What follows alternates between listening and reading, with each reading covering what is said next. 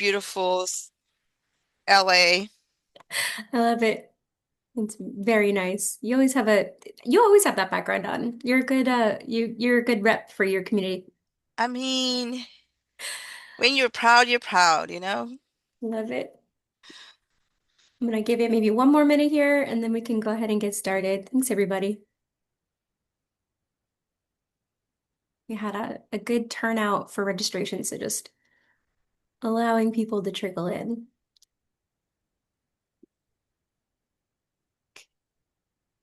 It has been, I'm in Raleigh, North Carolina, and it has been Hmm. rainy and gray. Tiffany, I don't know if it's rainy, Um, gray over on your side of the Sunny state. Cal with 78 degrees today. Okay, all right. Just a bit jealous. Waiting for that to kick in. Hey y'all, yes, it is definitely cloudy. It's not really chilly. It's in the 60s. So it feels pretty good, but it's That's cloudy right. here. Good to Tiffany, see where you you. at again? I'm in Winston-Salem, North Carolina. North Carolina. Hmm. All right. Well, it is 1:04, so I want to respect everyone's time. Thank you so much for coming, everybody. We're really excited to have this conversation today. We'll keep letting people in as they trickle in, but let us get started. Good afternoon, good morning for those of our West Coasters. Thank you for being here. My name's Kara Majkut. I am a team and executive coach and founder of Liminal Spaces and one of the founding members of the Hub Strategist crew. So chances are, if you're doing equity-centered work right now, you're doing it with fewer resources and more pressure than you have had before. So we invited Araceli here today because she's got something real to share about how she and her team keep this work going. If you haven't yet met us, the Hub Strategist is a strategy and learning partner to the Robert Wood Johnson Foundation. We support equity-centered learning and alignment across the Healthy Children and Families portfolio. So this is part of our series called the Grantee Spotlight, a series from the Hub Strategists, and we highlight leaders from those grantees who are translating equity into practice in their organizations specifically and also rippling into their communities.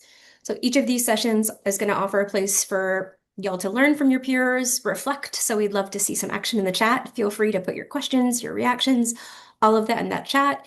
And our colleague Suri will be the one who is keeping us on track with that. Feel free to be active there.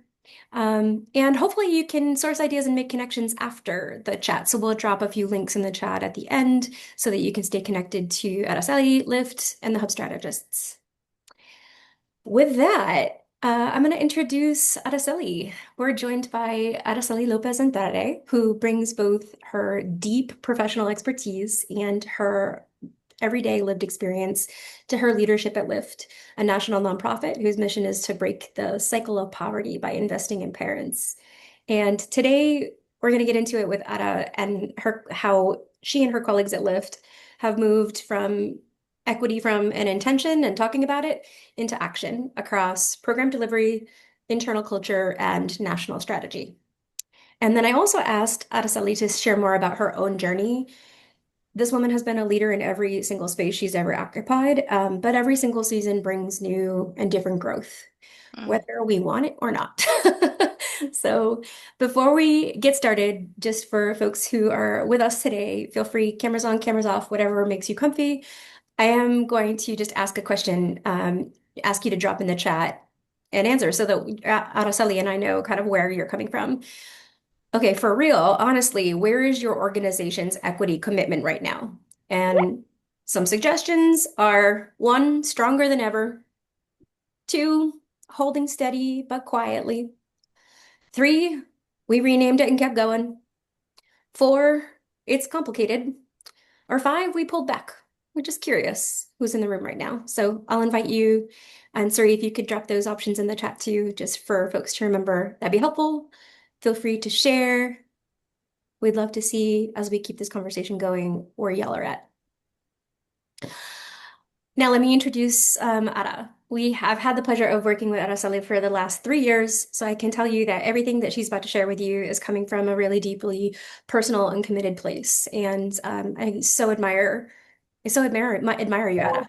So let me first give you some context. Araceli Lopez-Andrade serves as the Deputy Director of Lyft Los Angeles, where she leads program operations, member services, and community partnerships.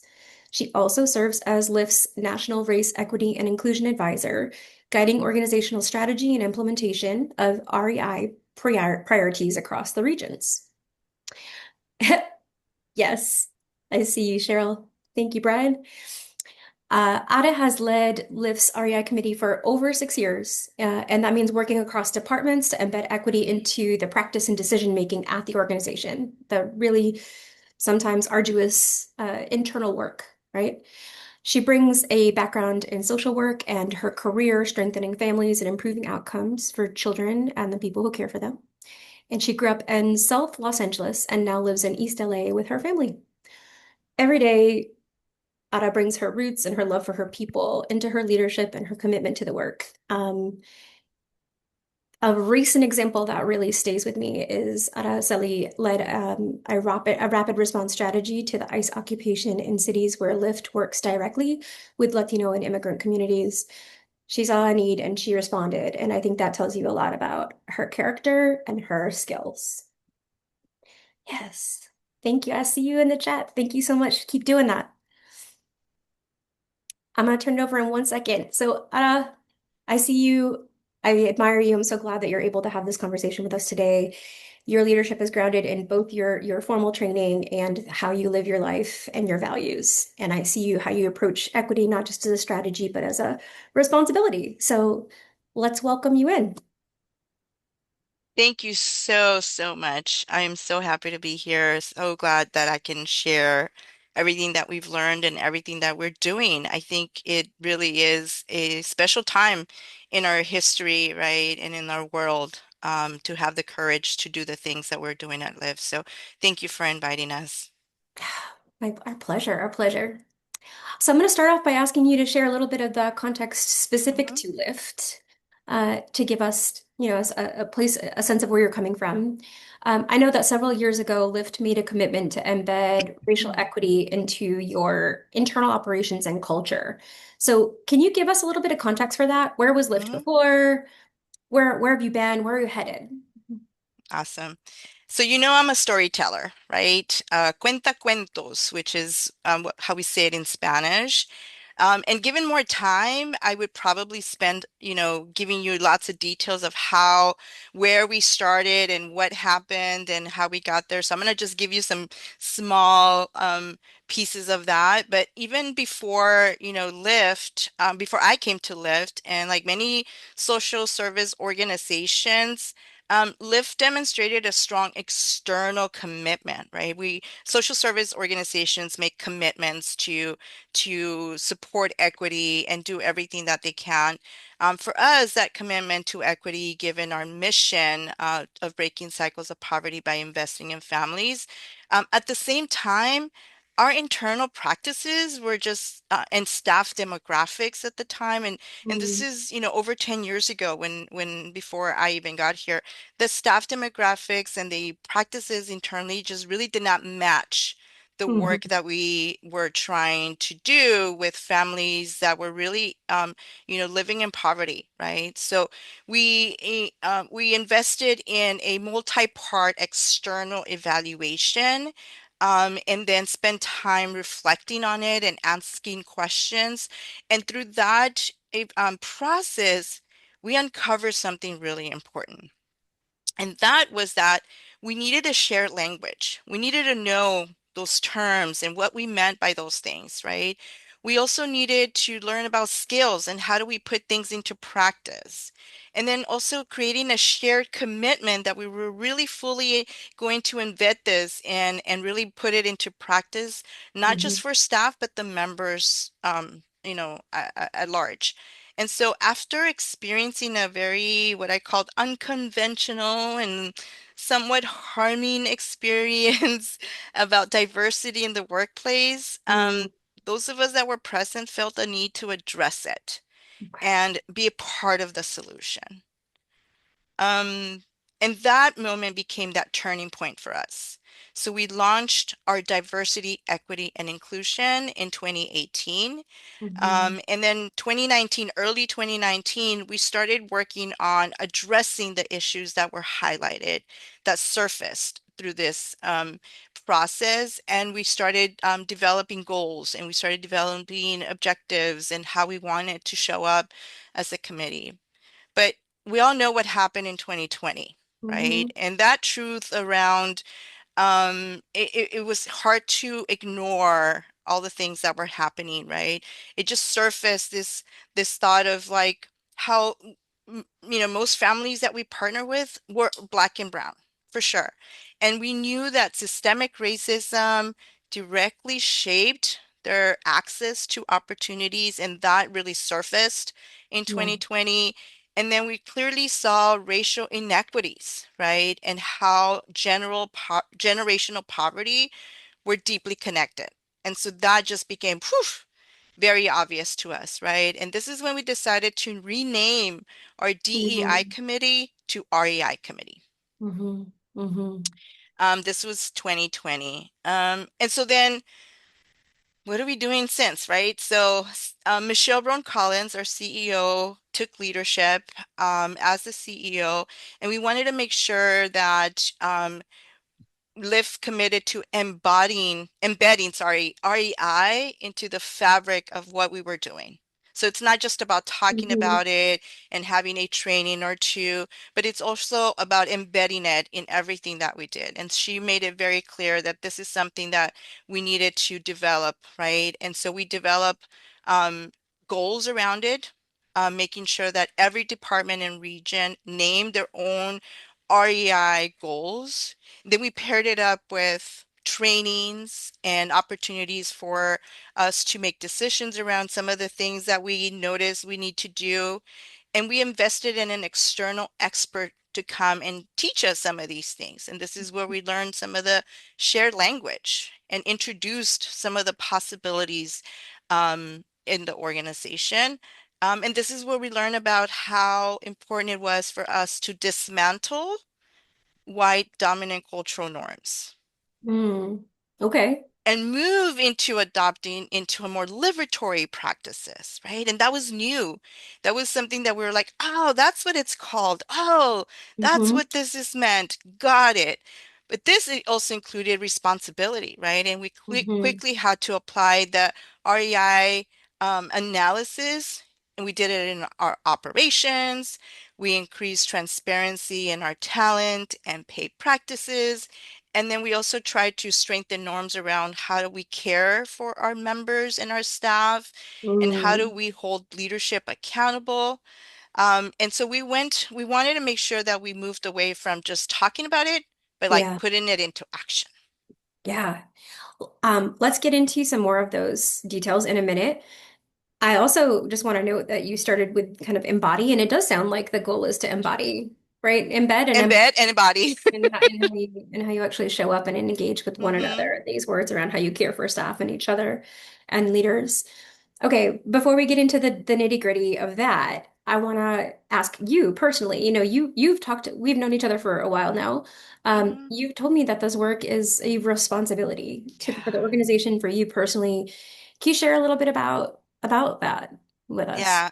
And that was part of a lot of conversations we had together, right? I felt this sense of responsibility, both at the institutional level, but also very personal to me, right? I'm an immigrant, came to this country as a child. Living with working class families, my parents worked really hard, and we were hoping to navigate systems that really were just not meant for us. You know, it was really Mhm. hard for us to navigate the world, being an immigrant family. And so that particular lived experience shaped my decision to become a social worker. Mm. And it continues to ground me. My parents are the reason why I do this work, and they keep me grounded and humble every time. It's how I show up as a leader. I don't approach race, equity, and inclusion as this like thing, this sexy thing or this thing that needs to be done. It's really about how do I help people reduce harm and create possibilities for dignity. And Mm, that's mm, important for me, right? mhm. For the last 10 years, I mean, I just celebrated my 10th year out, lift anniversary. And so as a deputy director and the National Race Equity and Inclusion Advisor, I've come to understand one thing, and I think you helped me with this. This responsibility is not something we carry, alone, right? We must carry it collectively, but I also learned that it has to be practiced individually. Mm, You know what I mhm, mean? Like mhm. I it do. needs to be carried collectively. Like we all responsible to move this work forward, but we have to practice it at an individual level, right? So at an enterprise level at Lyft, this means ensuring that our policies and our programs and culture do not unintentionally replicate the same inequities that our families face every day. So to me, willing to lead this work, it requires me to be honest, be courageous, humble, especially when work is uncomfortable and it makes others feel uncomfortable because we're not always going to get it right, Yeah. Yeah. right? And I really appreciate the carried collectively and practice individually. I wrote that down because we do need to be able to have conversations about Mm-hmm. the need to, and we'll get into this with some of the practices, the things that we do become part of the water that we swim in, and Mm-hmm. need to be able to take it seriously and change. And we need to step back from that to have those conversations. But since you talked about working with others, tell us more about how you collaborate with others at Lyft, with your members, with other directors. Tell us more about your This collaborations. is the part, I mean, when I talk about collective effort, it really is something that I've learned here at Lyft is that, again, I thought that, oh, I have this title, so I have to do a lot of these things, Mm, right, mm, alone, and I have to seek out all these different learning so that I can be better service to the staff and my colleagues. So while I lead the REI committee, I will accept that it's not just up to me, that a lot of this work was a collective effort. At the center of this work has been the REI committee. These are folks that represent different roles, different regions or departments within the organization, and I partner closely with them to bring in lived experiences, to identify themes around the organization, and translate those to like recommendations to inform our leaders so that they can make more informed decisions. The committee is not just in like an advisory committee, right? mm, They mhm. really do bring their genius. They really bring corazón, their heart to this work. And their voices are respected and heard. I mean, this is a space where you have to be feeling safe and that you can bring in your genius and your recommendations and taken seriously. I also collaborate with our leadership team. In particularly, I have partnered with Michelle, our CEO, for the last 10 years. Michelle brings a lot of clarity when it comes to this Mm, work and what she wants and envisions this should look like for the organization. But it also requires her to bring in tons of courage, mhm. and commitment to making sure that this continues in our organization, especially when we live in risky times, right? And having a Black leader really say, like, this is what we need to do. We're committed and we're going to keep doing it is so important to us. I'm also supported by our talent and culture director, woo woo, and our chief of strategic initiatives. Woo woo. I'm going to give shout outs because oftentimes we don't get that, appreciation for the work that we do. And they have been able to help really, collaborate in decision making and how we roll out and disseminate information. An example of like true collaboration in all areas is when, Lyft made a decision to do cash transfers for families that were being affected by ICE raids, the National Guard in DC, the fires in LA, and the threat of like cutting SNAP benefits, right? We all came together and we had to make a decision that was important to our families. And of course, Kara, I have to thank the Hub team. The Hub team has provided us with tons of support, not just with resources, but also guidance, right? And making sure that we stay the course. And for you, you hold accountability every time we talk, and really refocus me on making sure that I have what I need to get to what we need to accomplish at the organization. So ultimately, I'm this like connector, Mhm, convener, mhm, mhm, strategy thinker. But I also think that it's not something I do alone, and I have that mhm, privilege of being mhm. able to work with amazing people. That's amazing. I'm picturing you braiding all these different people with different sight lines to be able to activate so quickly. Also, just it's not a joke to make that decision about the cash Mhm. transfers, and No, it I was feel like some difficult. organizations would talk about that forever before instead of actually getting the money out the door. So, Yeah. I really appreciate that really tangible example, and thank you for the hub shout out because I do want to ask you a couple questions. Yeah. Um, Lyft. So for folks who are with us, Lyft was part of our the Hub's deep dive cohort a couple of years back, was 18 months of support for helping to be, the ARA and the REI committee team to be able to execute on the plans. Also, since that time, Ara and I have been working one-on-one on leadership coaching about, I don't know, once a month or so, supporting your leadership as you implement this work.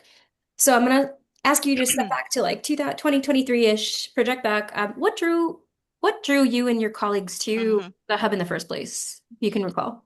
Yeah, so we first heard about the Hub's deep dive cohort opportunity through our connection and relationship with the Robert Wood Johnson Foundation in 2023.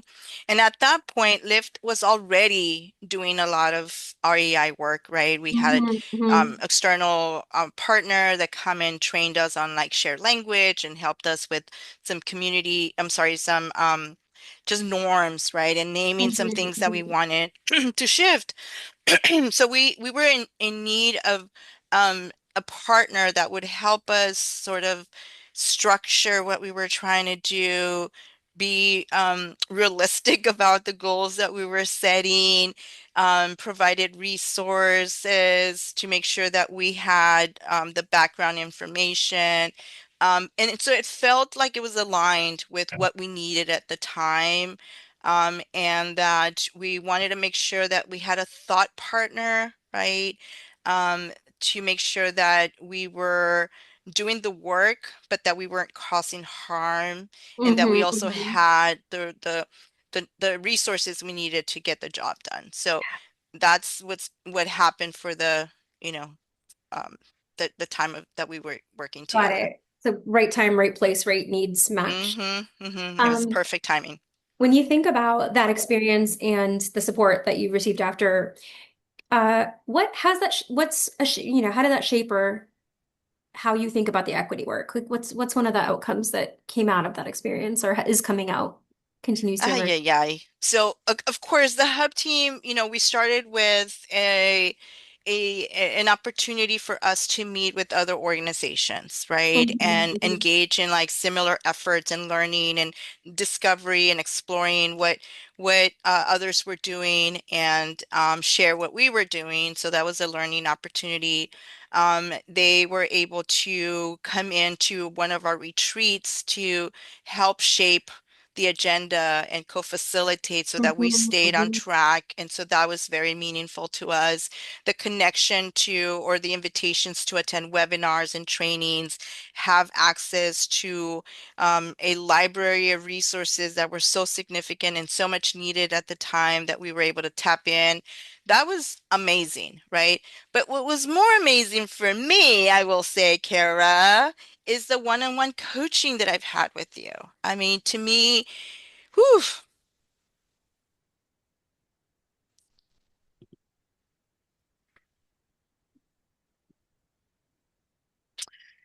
you challenged me and asked hard questions um, about where I was, who I was, who I wanted to be, and you held space for me. Um, you taught me that sustainability um, is an equity issue, right? That I needed to take care of myself, that I needed to set boundaries, that I had to pace myself, that I had to share the leadership, and that stepping away from equity does not, it's okay to do that, because this is about making it last, right? And so I had to take care of myself. Um, with your help, Ms. Kara, I moved from experiencing this imposter syndrome that we often feel as a person of color. Um, I would walk into spaces where I felt like, well, I don't have those higher titles. I don't look like the people in the room. I don't have the access to this information. Um, and you help me build courage. You help me claim my own power.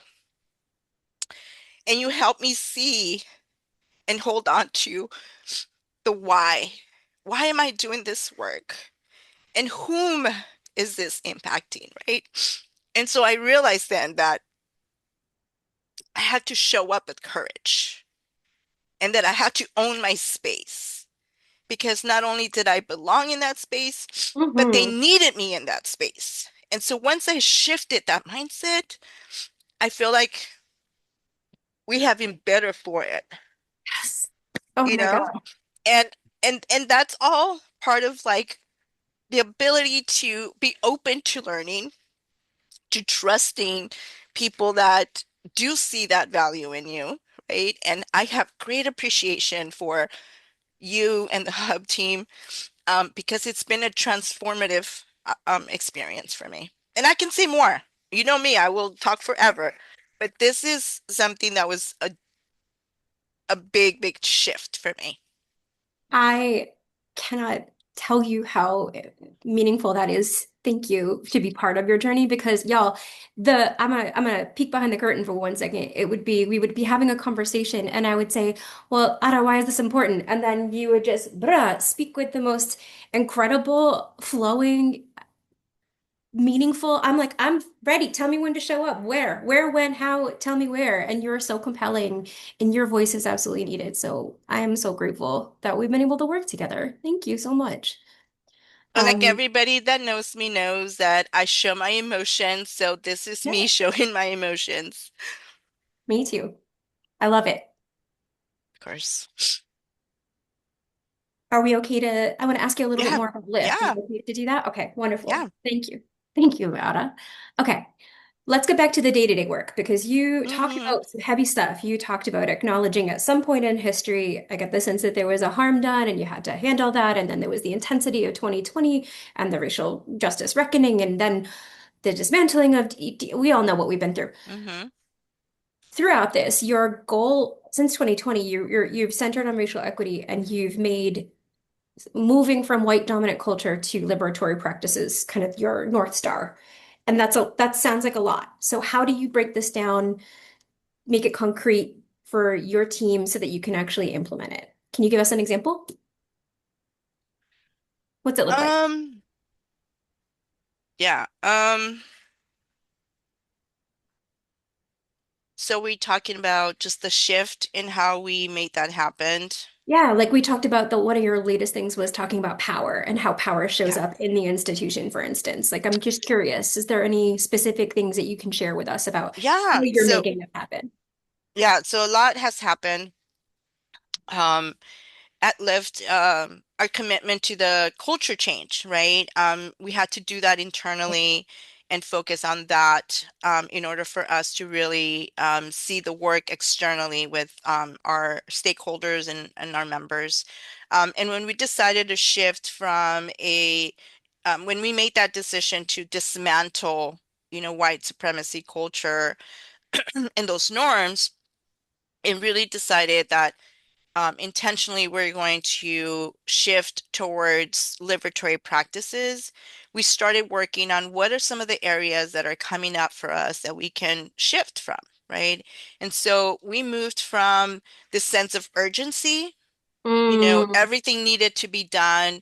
We have strict deadlines and we got to work hard and we got to put in the hours needed to make those deadlines, and everything was a priority and everything was urgent.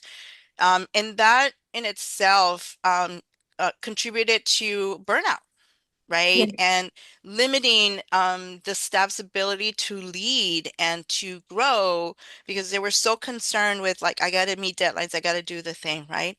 So in response, we shifted our approach to prioritizing sustainability.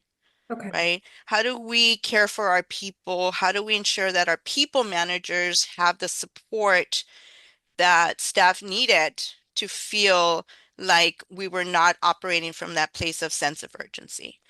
So Mm, what that meant was, like, we created flexibility, right? We shortened our meetings for like 60 minutes to 45 minutes to give us some room in between, and we try to practice that as much as we can.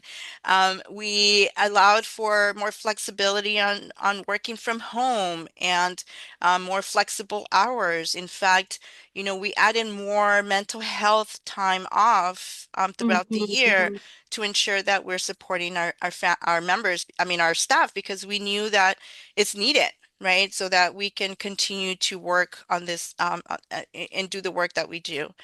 Another shift was that we looked at workload management, right? And Mm, looking mhm. at, do our staff have the capacity with all these assignments and everything that is their responsibility? Does it fit the role? Do we have capacity for that, or do we need more people, or do we need to Right. reduce the workload, right?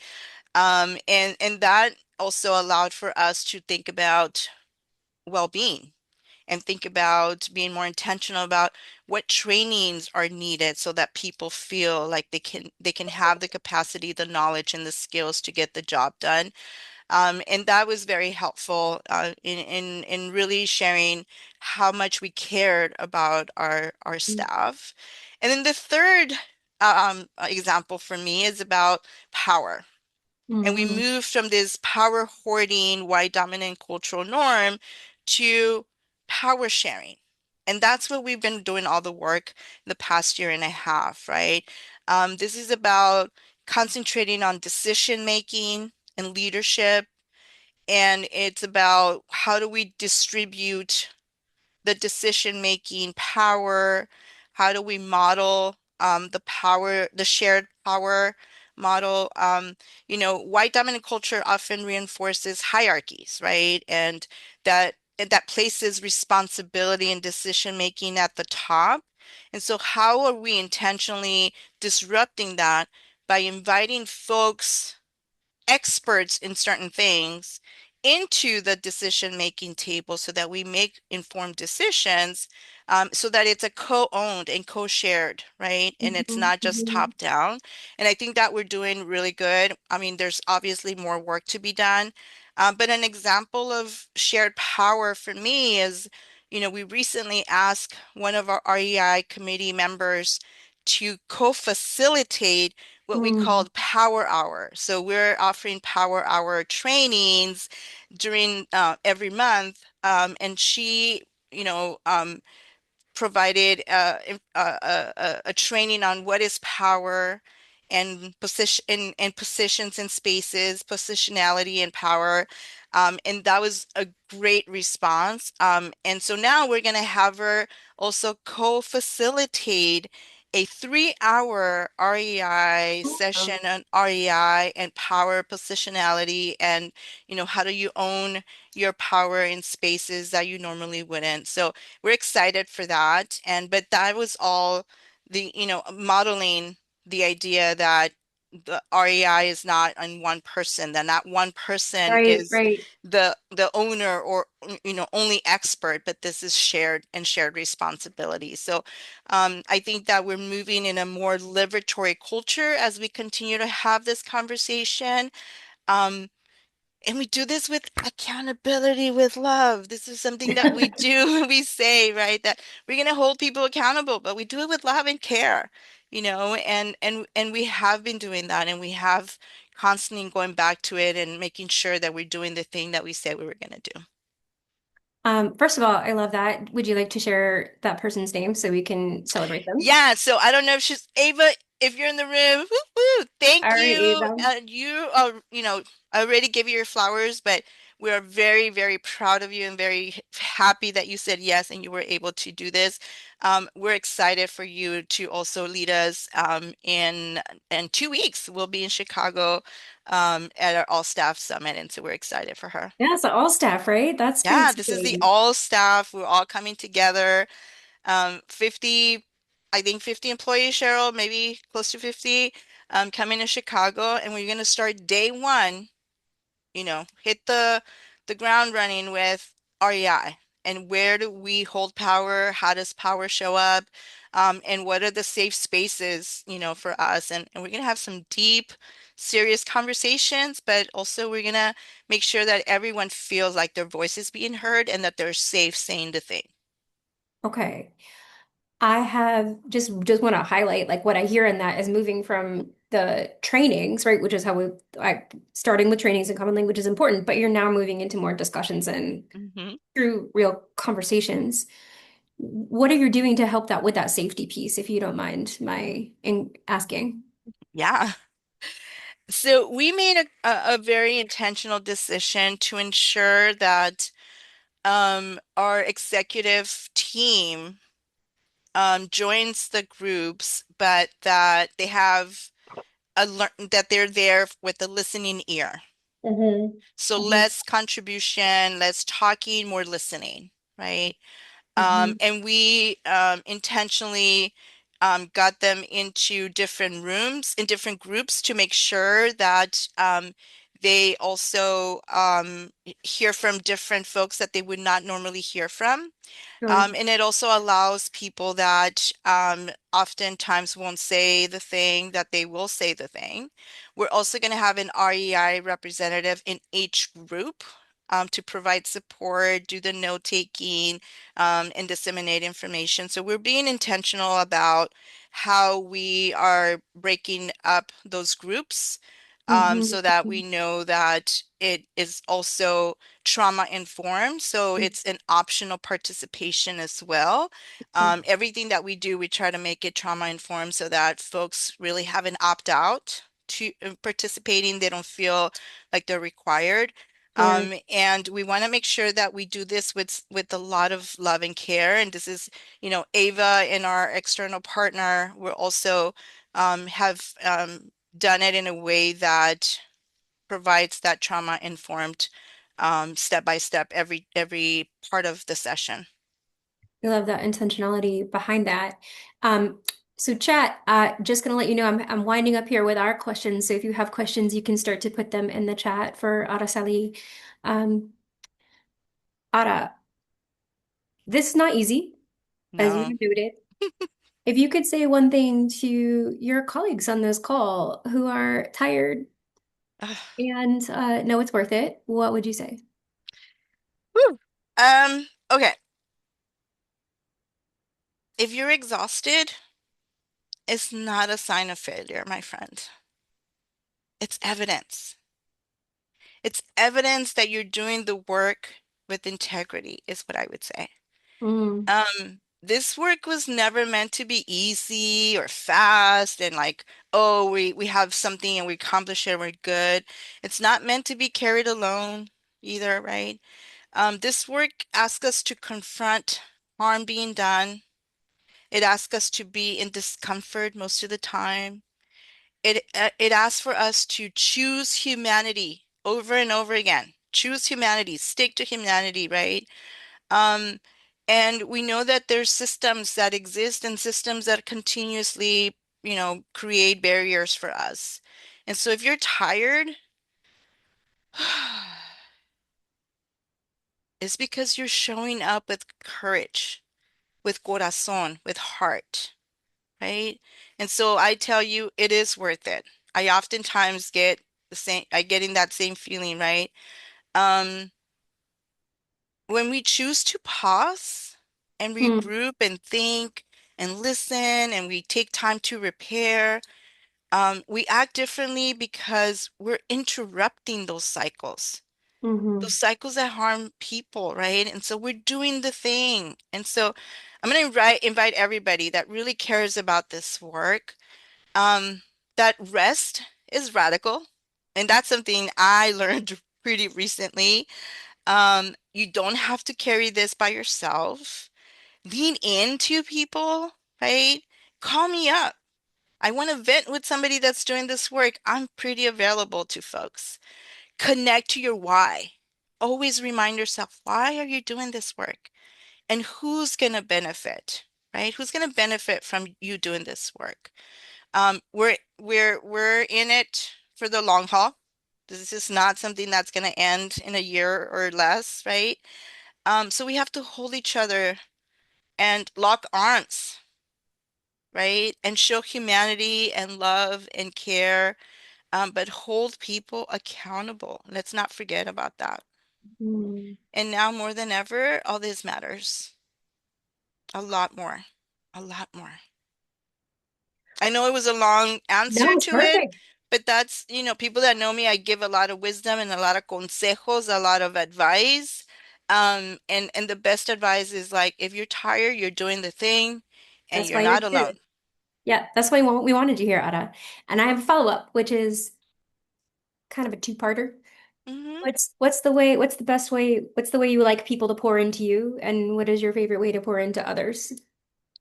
So my love language is words of affirmation and gift giving, right? And so for Okay. me, gifts can be many different ways. Words of affirmation fills my cup. Um, and I do the same to others. So people that know me that I give compliments and I give gifts here and there when you least expect it. And I mean when I give a compliment, when I, uplift you, I elevate you is because it comes from the heart, it comes from corazón. And so that's how I lift others up, how I show appreciation, how I show love. And that's how I also feel love and appreciated. Thank you. Thank you. I want to open it up to other people in the chat. You have a takeaway? Do you have a reflection? Do you have a question? Do you have a story to share, commiserate, or bond? I'm going to invite those.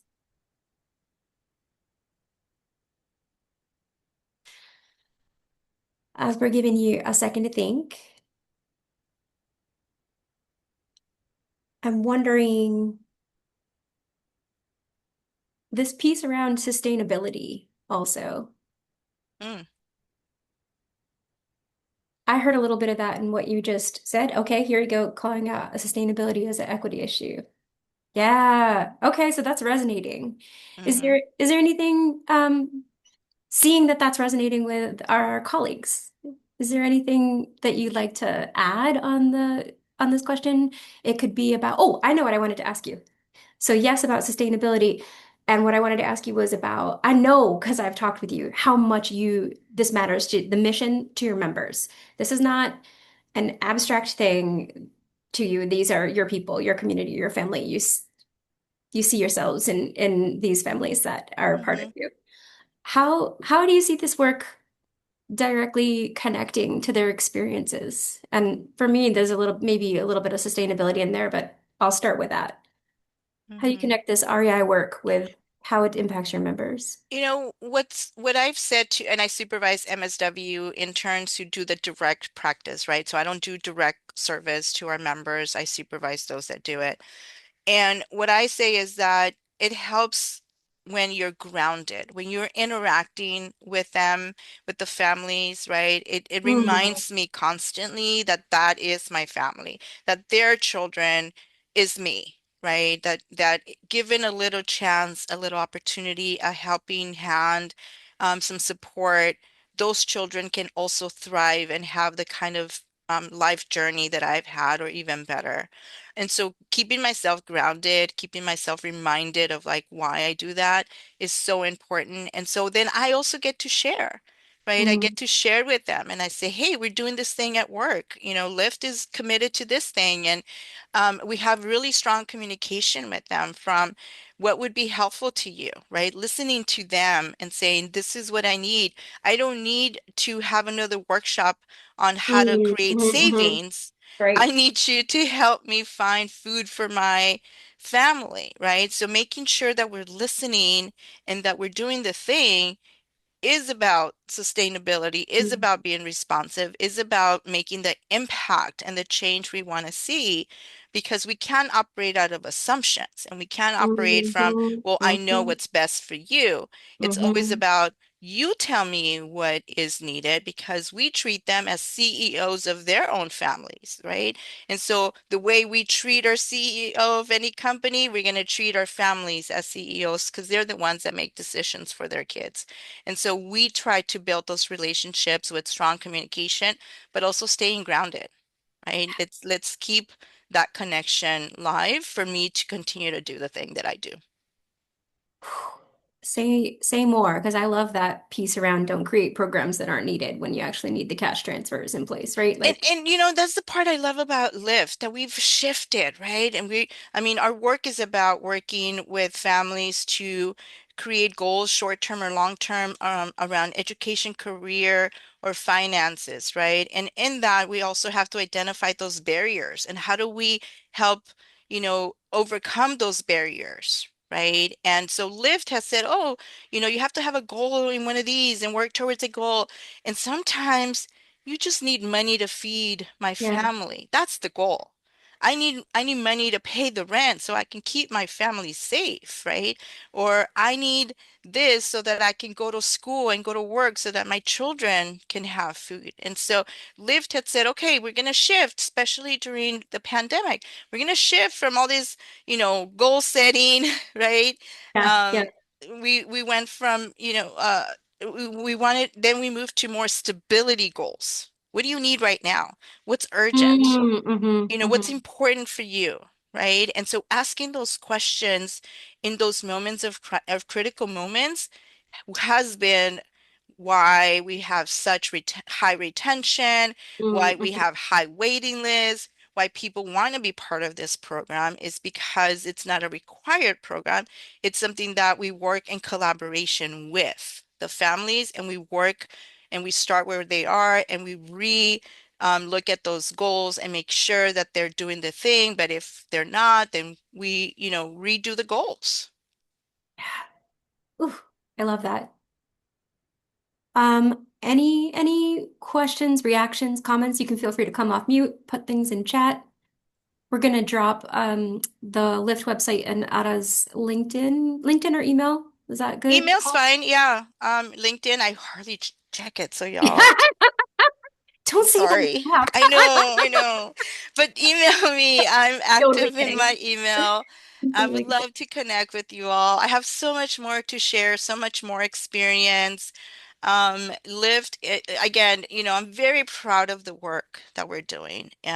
Again, this is not where we're going to stop. We're going to continue to do the thing with lots of courage, lots of love, and extreme commitment. And I think, again, it comes from Michelle, our CEO's commitment to this work in times where very risky to do this work. For real. I also want to invite you. I know you have other lifters on here. If you want to give any shout outs or hellos or appreciations, thanks for joining us, y'all. We know it's a group effort. Shout out to Lyft, lifters. I see you. Thank you for the LA team that's here. Some of the REI committee members have joined us as well. We couldn't do this work if not by the fact that folks are really committed and serious about this, right? They're taking this seriously and they're committed to making themselves more aware and more responsive to families and each other, right? Because we're learning from each other. We are all have diverse, backgrounds, and so we are open to all of it. Amazing. We're going to put the evaluation in the chat now while we still have you for a couple of minutes. So if you could all please take a moment open up that evaluation. And I just want to acknowledge my team members, a lot of whom worked with Ada Yeah. and Lifters during the deep dive. So people on the call now, first of all, Suri is our producer for this. Thank you so much, Suri. Hooray! Woo! Amazing. It's been so, you're such, I admire you so much. I enjoy working with you and your attitude just makes my days better when we have to collaborate. That matters so much between peers. Samia, hey Samia, and Melissa Wick Glover and Tiffany Williams Brooks. I also saw Kyle Salazar, and we Go have another Kyle! folks. Some other folks, we have Siobhan Arline Bradley, who's not here yet, and Corey Lanneman. I think I am, if I'm leaving anybody out, it's blame it on the head and not the heart. I just want to I be see able to Tiffany. acknowledge Do we their name and Tiffany? then I got Tiffany! Tiffany. Yep, So I just wanted to say thank you. This is me interviewing you, but this is a whole group behind us, so we want to for acknowledge sure. that. And we do have an evaluation to drop in the chat and a place for you all to request for anybody on this call who is an RWJF grantee. You are able to request one-on-one work with the hub. It could be that type of leadership coaching. It could be TA to solve a problem. It can just be showing up and being like, hey, how do I work through this problem? And we are happy to be your thought partner on that. Anybody at your organization, if you are an RWJF grantee, can request a one-on-one, and it does not have to apply to your funded work, right? So a lot of people think that Yep, it has to apply to my grant. It doesn't. If it applies to your organization and it's equity work, we want to hear from you and we want to be of service. So with that, uh, we have that link in the chat, evaluation link in the chat. I'm gonna thank you one more time, Ara. this was fun. And I think our conversations are fun. I mean, we get serious and we get emotional, we get vulnerable, we get serious. I have great appreciation for everything that you've done for me in particular, but also that is also, shared with the organization. So know that you have made a difference in the work that we are doing. And the Hub team, thank you for opening the doors to a lot of the resources and support. We really appreciate you. Behalf of Lyft, gracias. Thank you. Thank you so much. Bye, everybody. Have a good rest of your day. Appreciate you being with us. Bye, Ara. Bye. Bye, everyone.